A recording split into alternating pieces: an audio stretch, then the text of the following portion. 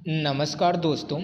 आज की क्लास में एसएससी जीडी के लिए मैथ के कुछ महत्वपूर्ण प्रश्नों को देखेंगे। इसमें कुछ ऐसे प्रश्न हैं जो कि लास्ट ईयर पूछे गए ही प्रश्न हैं। ये जो भी प्रश्न हैं इनको एक ट्रिक के माध्यम से एक आसान तरीके से लगाएंगे, जिसका देखने मात्र यानी कुछ ही सेकंड में इसका आंसर निकल के आएगा। तो देखिएगा आज का पहला प्रश्न। पहले प्रश्न में क्या पूछा गया है? इसमें पूछा गया है कि 6 क्रमागत विषम संख्याओं का औसत 68 है, तो उच्चतम और निम्नतम संख्याओं के बीच का अंतर का घन कितना होगा, वही बताना है। उच्चतम यानी सबसे बड़ी संख्या, निम्नतम यानी सबसे छोटी संख्या। मतलब सबसे बड़ी संख्या और सबसे छोटी संख्या को पता करना है और उनके बीच का अंतर निकाल लेना है। संख्या जो भी आएगी उसका क्या बता देना है, घन बता देना है। लेकिन जो भी संख्या है वो 6 क्रमागत हैं और कैसी संख्या है, विषम संख्या है। उनके बीच का हमें क्या दे रखा है, औसत दे रखा है। कितना दे रखा है? 68 दे रखा है। यानी तो पहले हमें क्या करना होगा, उन संख्याओं को पता करना होगा। अब उसमें जो बड़ी संख्या होगी और जो छोटी संख्या होगी उसका अंतर निकालेंगे, फिर उसका घन निकालेंगे। तो देखिएगा इसको एक सिंपल तरीके से कैसे इसको पता करेंगे ना। तो पहली बात तो आप ये समझिएगा, औसत जो औसत होता है ना, औसत का मतलब होता है बीच वाली संख्या। औसत का मतलब ही होता है बीच वाली संख्या। बस अब इसी आधार पे इस क्वेश्चन को लगाइएगा। टोटल संख्या कितनी है? 6 ठो है और क्रम से आ रही है, लेकिन हमको पता नहीं कौन सी संख्या। तो एक काम करिएगा, 6 ठो यानी गोला बना लीजिए। 6 संख्या का आप क्या करिए, 6 गोला बना लीजिए। 3, 4, 5 और 6, यानी 6 संख्या का हमने क्या किया, 6 ठो क्या बना लिया, गोला बना लिया। लेकिन एक चीज अभी आपको बताएं कि औसत का मतलब होता है बीच वाली संख्या। औसत का मतलब होता है बीच वाली संख्या। तो औसत कितना है? 68 है। औसत कितना है? 68 है। यानी बीच में अगर 68 को लाना है तो 3 इधर संख्या आ जाएगी, 3 इधर आ जाएगी, यानी बीच में कौन आ गया? 68। क्योंकि उसने साफ साफ कहा कि औसत कितना है? 68 है। तो उसको बीच में ही रखेंगे। 68 को कहाँ रखेंगे? बीच में ही रखेंगे। और उसने साफ साफ कहा कि एक क्रम से चलने वाली संख्या है। कैसी संख्या है? क्रम से चलने वाली संख्या। अगर एक क्रम से चलेंगी तो 68 के बाद क्या रहा होगा? 69 रहा होगा। 68 के बाद क्या रहा होगा? 69। 69 के बाद विषम संख्या ये लेनी है, 71 रहा होगा। 71 के बाद क्या रहा होगा? कहीं ना कहीं 73 रहा होगा, है ना। और 68 से पहले देखा जाए तो क्या रहा होगा? 67 रहा होगा, है ना। 67 ही तो रहेगा, और क्या रहेगा? 67 के और भी पहले देखा जाए तो क्या रहेगा? 65 रहेगा। और 65 से भी पहले देखा जाए तो क्या रहेगा? 63 रहेगा। यानी हमें संख्या मिल गई कौन कौन सी? 63 है, 65 है, 67 है और 69 है, 71 है और क्या है? 73 है। यानी वो संख्या हमें मिल गई। यही 6 संख्या है। 63 है, 65 है और ये 67 है। इस 68 से हमें नहीं मतलब है ना, सीधा विषम संख्याओं को लेना। तो ये 69 है, 70 छोड़ फिर 71, 72 छोड़ के फिर क्या होगी? 73, क्योंकि विषम संख्या एक के अंतर पे ही चलती है। अब देखिए, तो सबसे बड़ी संख्या क्या है? 73। और सबसे छोटी संख्या क्या है? 63। इनके बीच का अंतर बताइए। 63 और 73 के बीच का अंतर देखेंगे तो कितना आएगा? 10 आएगा। और 10 का हमें क्या बताना है? घन बताना है। 10 का भी हमें क्या बताना है? घन बताना है। तो 10 का जब घन करेंगे तो कितना आएगा? 1000 आएगा। कितना आएगा? 1000 आएगा। यानी ए वाला ऑप्शन इसका एकदम सही हो जाएगा। ये जो क्वेश्चन है एसएससी जीडी 23/1/2023 के शिफ्ट 4, यानी ये पूछा गया ही क्वेश्चन है एसएससी जीडी 23 में ना। 23 में पूछा गया ही क्वेश्चन है। आगे देखिएगा अगला क्वेश्चन। अगले क्वेश्चन में क्या पूछा है? इसमें पूछा गया है कि 4 घंटे में एक नाव धारा के साथ 12 किलोमीटर चलती है। 4 घंटे में जो एक नाव है 12 किलोमीटर वो धारा के साथ चलती है। यह समान समय में धारा के विपरीत 6 किलोमीटर की दूरी तय करती है। तो शांत पानी में नाव की गति क्या है, किलोमीटर प्रति घंटा में, वही हमें बताना है। तो ये 4 घंटे में धारा के साथ कितने चलती है? 12 किलोमीटर। अगर चाल निकालना होगा तो चाल का सूत्र क्या होता है?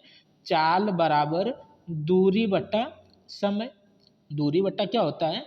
समय होता है। तो चाल अगर पता करना है तो दूरी कितनी है? 12। और कितने घंटे में? 4 घंटे में। तो 4×3=12, यानी उसकी जो चाल है 3 किलोमीटर प्रति घंटा है। लेकिन किस दिशा में? धारा के साथ। धारा के साथ उसकी जो चाल है वो कितनी निकल के आ गई? 3 किलोमीटर प्रति घंटा। कितनी निकल के आ गई? 3 किलोमीटर प्रति घंटा। अब देखते हैं कि यह समान समय में यानी 4 घंटे में ही, कितने घंटे में, 4 घंटे में ही, लेकिन कितना दूरी, 6 किलोमीटर, कितना दूरी, 6 किलोमीटर, लेकिन धारा के विपरीत, तो कितना किलोमीटर, 6 किलोमीटर, और 4 घंटे में, उसी समय में, उसने साफ साफ कहा है। अगर इस चीज़ को आप हल करेंगे तो ऊपर 3 आएगा, नीचे 2 आएगा। अगर इसको 3/2 यानी 3 का आधा कितना होता है, 1.5, यानी 1.5, यानी धारा के विपरीत दिशा में, धारा के विपरीत दिशा में इसकी चाल कितनी आ गई, 1.5 किलोमीटर प्रति घंटा। धारा की दिशा में इसकी चाल कितनी आई थी, 3 किलोमीटर प्रति घंटा, और धारा के विपरीत दिशा में इसकी चाल कितनी आ गई, 1.5 किलोमीटर प्रति घंटा। अब एक चीज नोट करिएगा, जब हमसे नाव की चाल पूछेगा, जब हमसे किसकी चाल पूछेगा, नाव की चाल पूछेगा, तो दोनों चाल यानी जो धारा की दिशा में और धारा के विपरीत दिशा में, यदि हम दोनों चाल को जोड़कर आधा करते हैं तो नाव की चाल निकलती है।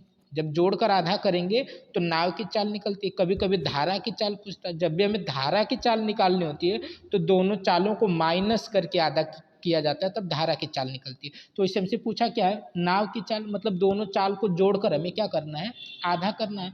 तो एक चाल 3 निकली थी और एक चाल क्या निकली थी, 1.5 निकली थी, यानी 1.5। अगर जोड़ेंगे तो कितना हो जाएगा, 4.5 होगा। यदि आप 4.5 का आधा करेंगे तो कितना आएगा, 2.25 आएगा। कितना आएगा, 2.25 आएगा। अब 2 फार्मूला आप नोट करके रखिएगा। यदि हमसे नाव की चाल पूछेगा तो दोनों चालों को जोड़कर आधा करेंगे तो नाव या व्यक्ति की चाल निकल के आती है। यदि दोनों चालों को घटाकर आधा किया जाता है तो धारा की चाल आती है। हमसे नाव की चाल पूछा इसलिए हमने जोड़कर आधा किया, है ना। या 3 किलोमीटर पहली बार गति निकाली या दूसरी बार निकाली, 1.5 किलोमीटर, है ना। जोड़कर आधा करेंगे तो नाव की चाल, अगर माइनस करके आधा करेंगे तो धारा की चाल निकलेगी। ये भी पूछा गया ही क्वेश्चन, है ना।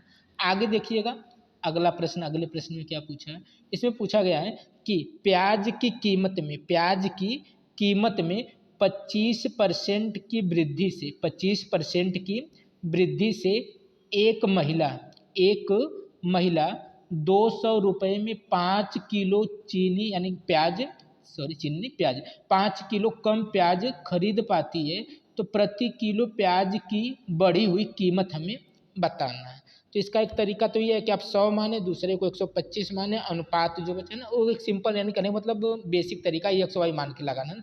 लेकिन बिना एक्स वाई के इसको आसान तरीके से लगाएंगे। देखिए कैसे लगाएंगे, जैसे वृद्धि कितने की हुई है, 25% की हुई है, और पैसा कितना है, 200 रुपये। तो जितने की वृद्धि हुई है ना उसके पैसे में ही वृद्धि कर दीजिए। तो 200 रुपये है ना, तो 200 का ही 25% निकाल दीजिए। 200 का ही कितना निकाल दीजिए, 25% निकाल दीजिए। 200 का जब 25% निकालेंगे तो कितना आएगा, जैसे ये 2 जीरो से 2 जीरो क्या हो जाएगा, इनका कट जाएगा। 25 दूना 50, 25 दूना कितना आ गया, 50 आ गया। और कितना किलो कम प्याज मिल रही है, 5 किलो ना, उसी 5 से इसमें भाग लगा दीजिए। 5 से जैसे ही भाग लगाएंगे तो 5 दहा में 50, कितना आ गया, 10 किलो, है ना। 10 किलो यानी प्रत्येक उसका जो मूल्य है 10 रुपये प्रति किलो है, 10 रुपये प्रति किलो उसका मूल्य निकल के आ जाएगा। करना हमें क्या है, जो पैसा है उसको लिखना है, जितने प्रतिशत की वृद्धि उसे लिखना है। 25 है तो 25, 30 है तो 30, 40 है तो 40। तो इस सब 25 है तो 25% निकालेंगे, तो 2 जीरो से 2 जीरो काट देंगे, 25 दूना 50। अब जो 50 निकल के आया ना, तो जितना कम मिल रहा है, 5 मिले तो 5 से, 7 मिले तो 7 से, यानी जितना कम मिला उससे भाग लगा देंगे। तो भाग लगाएंगे तो कितना आ गया, 10। वही 10 केजी यानी 10 किलो प्रति चल रहा है ना। तो निकल के आ गया, यानी सी वाला ऑप्शन इसका एकदम सही जगह। ए भी पूछा गया ही क्वेश्चन, है ना। आगे देखिएगा अगला प्रश्न, इसमें क्या पूछा है, इसमें पूछा है कि यदि कोई व्यक्ति 12 रुपये में, यदि कोई व्यक्ति 12 रुपये में 15 पेंसिल खरीदता है और 15 रुपये में 15 पेंसिल बेच देता है, तो लाभ या हानि प्रतिशत ज्ञात करें। इसका ऑप्शन थोड़ा सा गड़बड़ है ना, इसका ऑप्शन क्या है, थोड़ा सा गड़बड़ है। आप इसी में आंसर दीजिएगा, जो 25 20 लिखा हुआ है ना, इसी में आंसर दीजिएगा। इसको 20 कर लीजिए, इसको 30 कर लीजिए, है ना। आंसर आपका बस इतने में देना है ना, ऑप्शन थोड़ा सा गलत है। ABGD में पूछा गया क्वेश्चन। तो देखिएगा दिया क्या कि 12 रुपये में कितना पेंसिल खरीदता है, 15 ठो, और 15 रुपये में कितनी पेंसिल बेच देता है, 15 पेंसिल बेच देता है। यानी जब वो खरीद कर लाता है तो 12 रुपये में कितना खरीद कर लाता है, 15 तो खरीद के लाता है। लेकिन जब घर आता है ना तो 12 रुपये में 15 ना बेच के कई रुपये में बेचता है, 15 रुपये में 15 बेचता है। लाया तो उसने 12 रुपये में 15, लेकिन जब बेचा तो कई रुपए में बेचा, 15 में 15 बेचा, है ना। अब देखिएगा एक चीज़ नोट करिएगा, उसने 15 बेची है पेंसिल यहाँ भी और 15 पेंसिल यहाँ भी बेची है। 15 पेंसिल उसने वहाँ भी बेची और 15 पेंसिल उसने यहाँ भी बेची, तो इससे तो कोई फर्क नहीं है।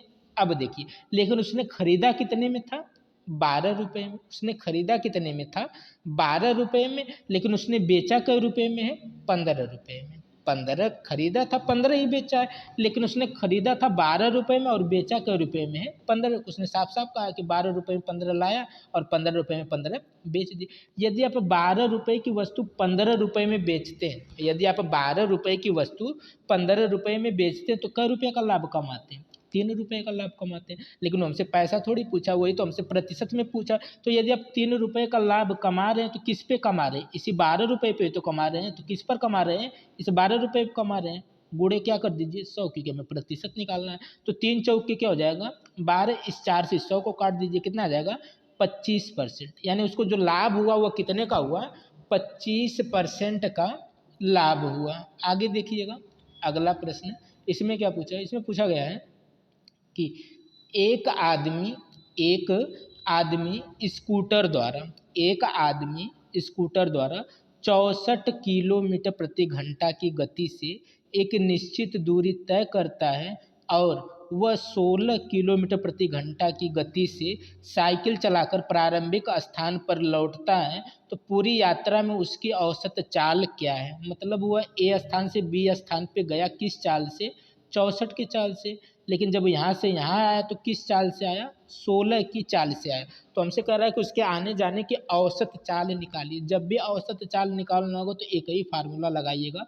औसत गति का एक फार्मूला होता है, क्या होता है, औसत चाल का जो फार्मूला होता है क्या होता है, 2 गुणे चाल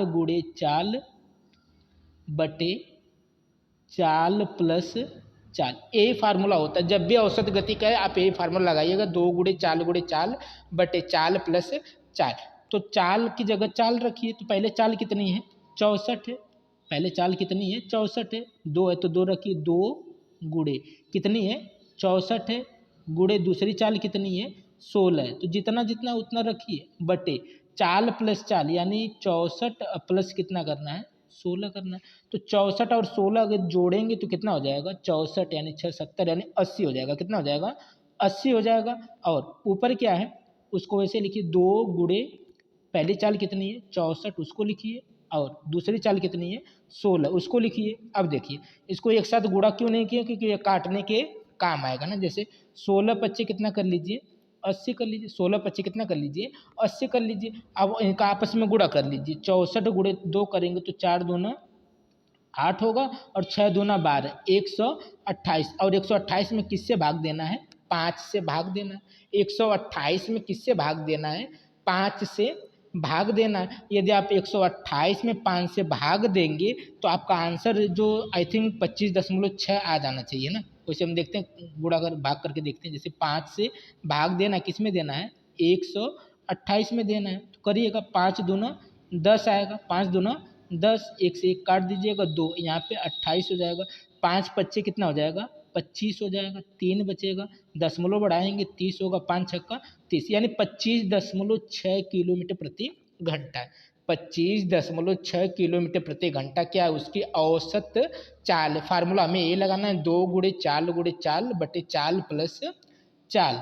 आगे देखिएगा अगला प्रश्न, इसमें क्या पूछा गया, इसमें पूछा गया है कि वह छोटी से छोटी संख्या ज्ञात करें, वह छोटी से छोटी संख्या ज्ञात करें जिसके द्वारा 1200 को एक पूर्ण वर्ग बनाने के लिए उसमें गुणा किया जाना चाहिए। वो कह रहा है कि 1200 में आप किससे गुणा कर दें कि वह एक पूर्ण वर्ग बन जाए। पूर्ण वर्ग का मतलब या तो वह 4 बन जाए, यानी 4 क्या अपने आप में पूर्ण वर्ग, 9 क्या है पूर्ण वर्ग, 25 क्या है पूर्ण वर्ग, 16 क्या है पूर्ण वर्ग। पूर्ण वर्ग यानी जो किसी दो सेम संख्याओं का गुणा है, जैसे 2 गुणे 2 4, यह किसका है 3 गुणे 3, यह किसका गुणा है 5 गुणे 5, यह किसका गुणा है 4 गुणे 4। यानी ऐसी संख्याएं जो होती है पूर्ण वर्ग होती है, जो अपने यानी 2 बार जिनका संख्याओं का गुणा होता है उसी को कह रहा है पूर्ण वर्ग। यानी सेम संख्याओं का 2 बार गुणा ही क्या कहलाता है पूर्ण वर्ग कहलाता है। तो 1200 तो पूर्ण वर्ग है नहीं, लेकिन 1200 को कह रहा है यदि आप पूर्ण वर्ग बनाना चाहते हैं तो किससे गुणा करेंगे। चलिए हम 2 से गुणा करते हैं। 1200 में यदि 2 से गुणा करेंगे तो कितना बनेगा 2400 बनेगा। और ये किन्हीं भी दो सेम संख्याओं का गुणा नहीं है, तो ये 2 तो नहीं होगा। 12 में एक काम करिए, आप 3 से गुणा करिए, तो 12 3 कितना हो जाएगा, 3600 हो जाएगा। यानी 12 3 36, 2 0, यानी 3600 हो जाएगा। 3600 को देखा जाए तो ये दो सेम संख्याओं का गुणा है। जैसे अगर 60 गुणे 60 करेंगे तो 3600 मिल जाएगा। 2 जीरो तो 2 जीरो बढ़ा लीजिए, और 6 6 के 36, यानी 3600 हो जाएगा। यानी किससे गुणा करना पड़ा, 3 से गुणा करना पड़ा पूर्ण वर्ग बनाने के लिए, है ना। आगे देखिएगा, अगला प्रश्न इसमें क्या पूछा गया, इसमें पूछा गया है कि दो संख्याओं का मस 16 है, दो संख्याओं का मस कितना है, 16 है, तथा उनका गुणनफल कितना है, 6400 है। उनका लघुत्तम समापवर्तक यानी लस क्या होगा, यही हमसे पूछ रहा है ना। तो इसके लिए एक फार्मूला होगा, जहाँ तक सबको पता। फार्मूला क्या होता है, फार्मूला होता है पहली संख्या गुणे दूसरी संख्या बराबर लस गुणे मस। यही फार्मूला हमेशा यूज करिएगा, पहली संख्या गुणे दूसरी संख्या बराबर लस गुणे मस। पहली संख्या गुणे दूसरी संख्या, और इसी का गुणनफल दे रखा। पहली संख्या दूसरी संख्या नहीं दिया है, लेकिन संख्याओं का क्या दे रखा है, गुणनफल। मतलब पहली संख्या और दूसरी संख्या को उसने तुरंत गुणा करके ही बता दिया, हमें गुणा भी नहीं करना। मतलब इसकी जगह उसने पहले से ही कितना बता दिया है, 6400 बता दिया है। लस हमसे पूछ रहा है, तो लस जब नहीं पता तो लस ऐसे ही रख देते हैं। लेकिन मस उसने दिया है, मस कितना दिया है, 16 दिया है। अब एक चीज नोट करिएगा, हमको पता क्या करना है, लस, तो लस को बराबर के इधर ही रहने देते हैं ना। लेकिन इस चीज को नोट करिए, बराबर के इस पार जब इसे 16 को भेजेंगे बराबर के इस पार, यह गुणे में है, और जब इधर आएगा तो किस में हो जाएगा, बटे में हो जाएगा। किस में हो जाएगा, इधर से आकर वह किस में हो जाएगा, बटे में हो जाएगा। अब जब बटे में आएगा तो इसको काट लीजिए, 16 चौके 64, 64 तो हमने काट दिया 16 से, लेकिन 2 जीरो इसके साथ बढ़ा देंगे तो कितना आ जाएगा, 400 आ जाएगा। कितना आ जाएगा, 400 इसका क्या हो जाएगा, लस हो जाएगा। फार्मूला आपको ये लगाना है, पहली संख्या गुणे दूसरी संख्या बराबर लस गुणे मस। आगे देखिएगा, अगला प्रश्न इसमें क्या पूछा है, इसमें पूछा गया है कि दो व्यक्ति P और Q, दो व्यक्ति P और Q की आयु का अनुपात 5:7 है। इस चीज को नोट करिएगा, है मतलब वर्तमान की बात है ना।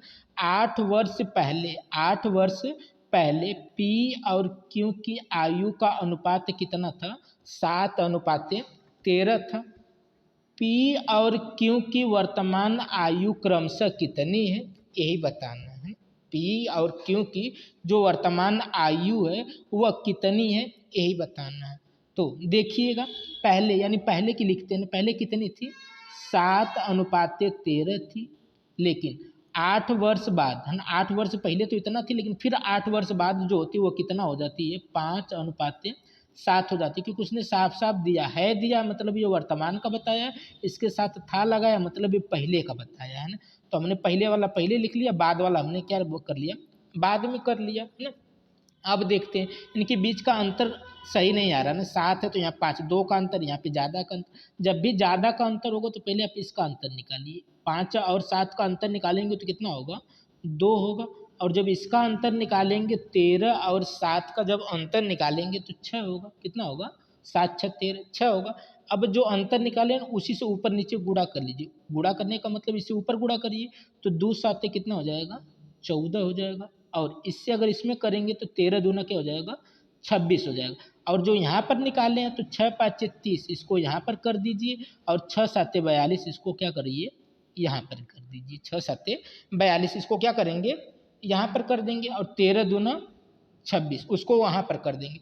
तो 14 है और ये 30 है, ये 14 और ये कितना है, 30 है। और इधर देखेंगे तो इधर 26 और कितना है, 42 है। यदि हम इसका अंतर निकालेंगे, यदि हम इसका क्या करेंगे, अंतर निकालेंगे, तो 14 से 30, जो 14 से 30 हुआ है वह कितना ज़्यादा बड़ा है, देखेंगे तो 16 ज़्यादा बड़ा है। कितना ज़्यादा बड़ा है, 16 ज़्यादा बड़ा है। इसी तरह अगर 26 से 42 देखेंगे तो कितना बड़ा है, 26 4 और उधर 24 4 है ना, 16, 16 ये भी बड़ा है। कितना बड़ा है, 16 ये भी बड़ा है ना। 26 4 उधर 30 और 12 इधर, सही। 16 इधर भी बड़ा है, 16 इधर भी बड़ा है ना।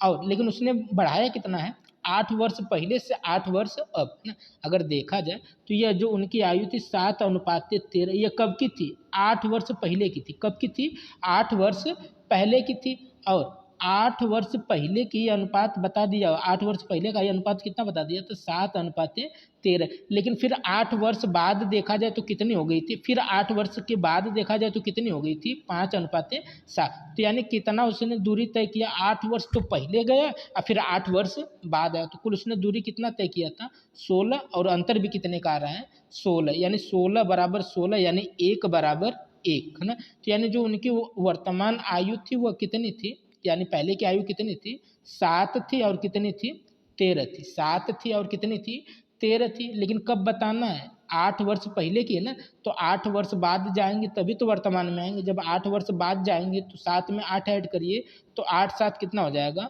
15, और 13 में यदि आप 8 ऐड करेंगे तो कितना होगा, 21 होगा। कितना होगा, 15 होगा, और कितना हो जाएगा, 21 हो जाएगा। 15 और 21 किस में दिया हुआ है, ये बी वाले ऑप्शन में दिया हुआ है ना, 15 वर्ष और 21 वर्ष इनका क्या हो जाएगा, आंसर हो जाएगा।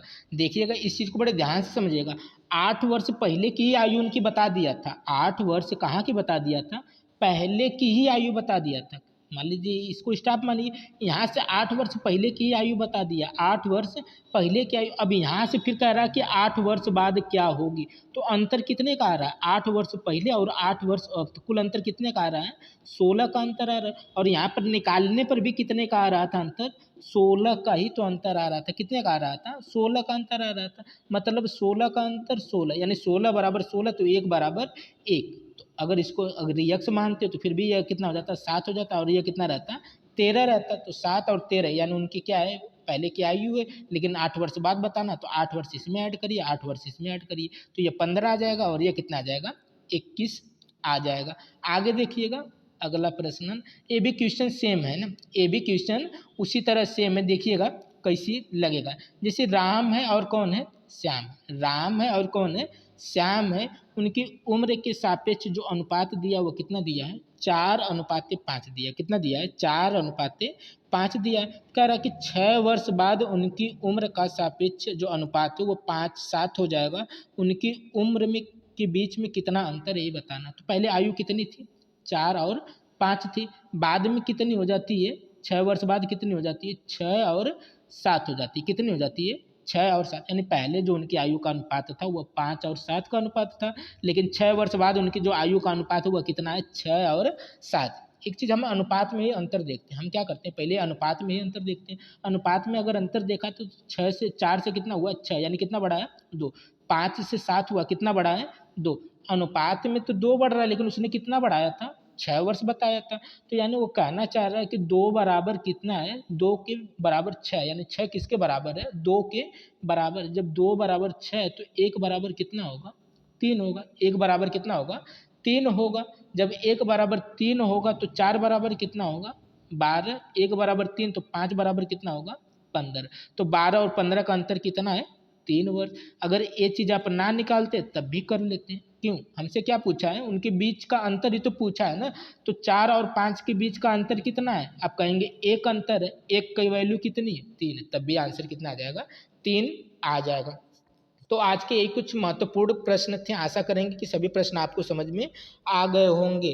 तो अगर ये वीडियो आपको अच्छी लगी हो, प्रश्न समझ में आए हों, तो वीडियो को लाइक शेयर एंड चैनल को सब्सक्राइब कर लीजिएगा। मिलते हैं अगली वीडियो में।